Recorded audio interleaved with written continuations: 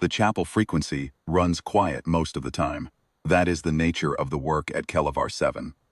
We monitor 14 legacy bands across the deep grid relay array, and most nights the readouts give me nothing but thermal drift and the occasional burst of navigation ping traffic from survey vessels 3 sectors out.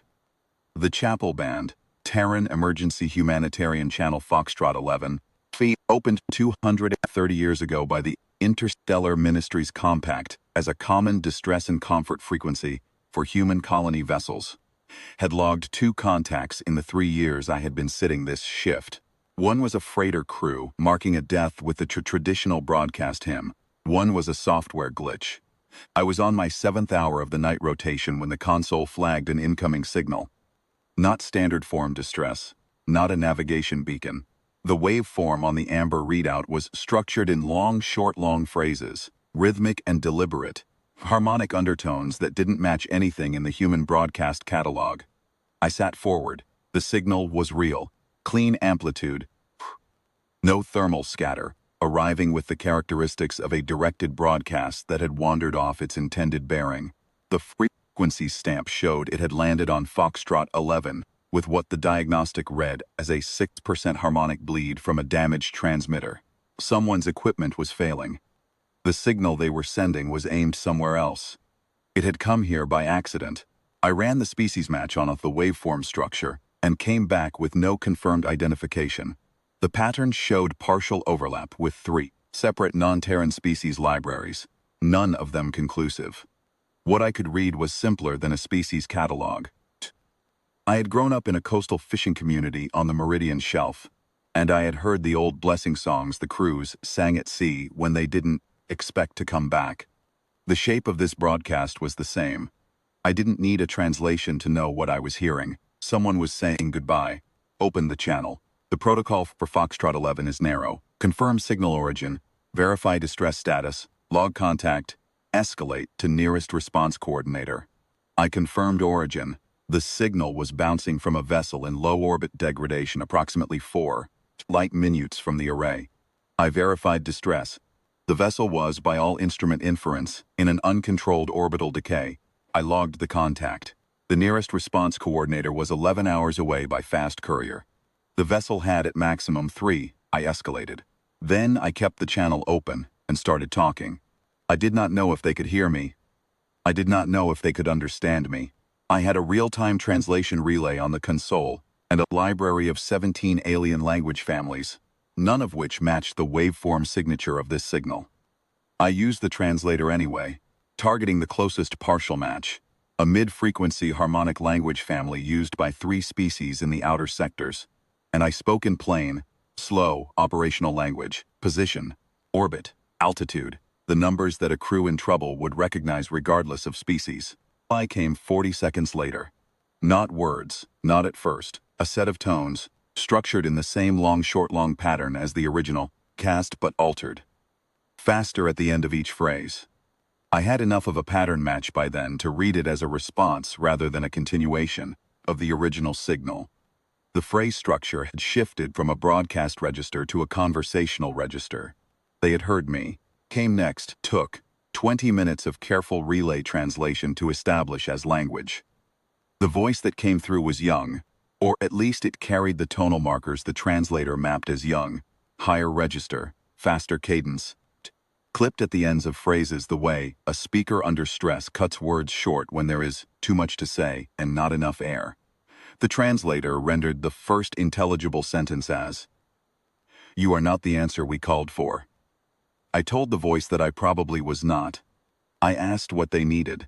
What they needed was an operator who could read an orbital decay curve and talk a second officer through a manual correction burn. On a thruster array she had never operated solo, sure using the vessel's own navigational readouts relayed back through the chapel band, while the translation relay chewed each exchange into something we could both roughly understand, with a 4-minute round-trip signal lag that meant every instruction I gave had to be complete enough to stand alone for 4 minutes without follow. I had done the orbital mechanics training. Every monitor station operator does. I had never applied it to a vessel I couldn't see, on hardware I couldn't identify, for a crew I couldn't reach. I worked with what I had. The captain was dead. That was the first thing the second officer had told me. After the translation relay had given us enough shared vocabulary to be specific, the captain had been recording the death prayer. That was the formal name the translator eventually assembled for the broadcast, a ritual transmission that a vessel makes when it believes it will not survive, sent on the species' sacred distress hymn band to the nearest temple relay in their home sector. When the main drive array had catastrophically failed, the captain had completed the prayer and then died of the injuries she had already sustained. The second officer had been trying to reach the temple relay ever since. The signal had drifted. It had found me instead. Correction burn took 4 passes to execute cleanly. I would give the second officer the parameters. 4 minutes later, she would confirm receipt or ask for adjustment. 4 minutes after that, I would get the adjustment back. In between, I sat and watched the orbital decay curve on the console and did the arithmetic forward to make sure we were still in the window. The second officer, the translator, never gave me a name I could pronounce, so I thought of her throughout as the voice on the channel was precise. For panic she was carrying, she did not let it into the numbers she relayed back to me. Thruster output percentages, burn duration, elapsed time. She read them back with the same clipped cadence every time. And when she disagreed with a parameter I had given her, she said so plainly, in the form the translator rendered as, "That will not hold on our hardware." I adjusted. We went again. We were in the window until we weren't, and then we were back in it, and then we were out again. And then on the 4th pass, the second officer held the burn for the full duration I had specified. 31 seconds longer than in previous attempts, and the decay curve on the console bent back toward stable orbit and held there. I watched it for 2 full minutes before I said anything. She said something across the channel that the translator rendered as, "You are a strange answer." I told her I was the answer that had picked up the frequency and that I hoped it was enough. It was enough. Not by much. Vessel held stable orbit for 19 hours, long enough for her own people's response vessel to arrive, make contact, and begin the work of taking the surviving crew aboard. I know this because the response vessel's captain filed a brief communication with Kelevar 7's log as a courtesy notice, which is a protocol I had never seen invoked before and have not seen since, which means someone aboard that vessel considered it worth the effort. The notice said that the crew of the wounded ship had been recovered, and that the vessel had been assessed as non-recoverable. It did not say anything about the chapel band. I filed my contact report the same morning. Teen humanitarian contact. No vessel dispatched from Terran Resources. Signal origin, non-Terran vessel in distress, species unconfirmed. Mechanism, harmonic bleed onto Foxtrot 11 from damaged transmitter. Outcome, crew provided navigational assistance via real-time relay, recovered by their own response forces. Duration of contact, 4 hours, 12 minutes.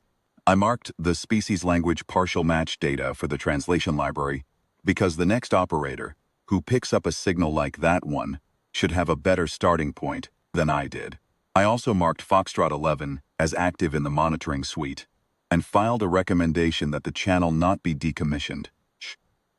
I learned 2 days later, through a diplomatic courtesy communication that came to the station commander and was passed to me without comment, that a Vethori intelligence officer, reviewing the transmission logs of the lost vessel, had identified the Foxtrot 11 exchange and had filed an official inquiry with the Terran Consular Registry asking for the name and station designation of the operator who had answered the chapel band. The station commander asked me what I wanted him to reply. I thought about it for a moment. Then I told him to reply with my name, station designation, and the log entry number, just the facts of it. That was all I had done. Sat shift, opened a channel, and talked a crew through what I knew how to do. The inquiry could read what it needed to read from the contact report. The commander sent the reply. He didn't tell me what the intelligence officer responded, if she responded at all. I didn't ask. The work was already in the log. That was where it belonged. The chapel frequency has been quiet since. I check it every shift anyway. That is the nature of the work.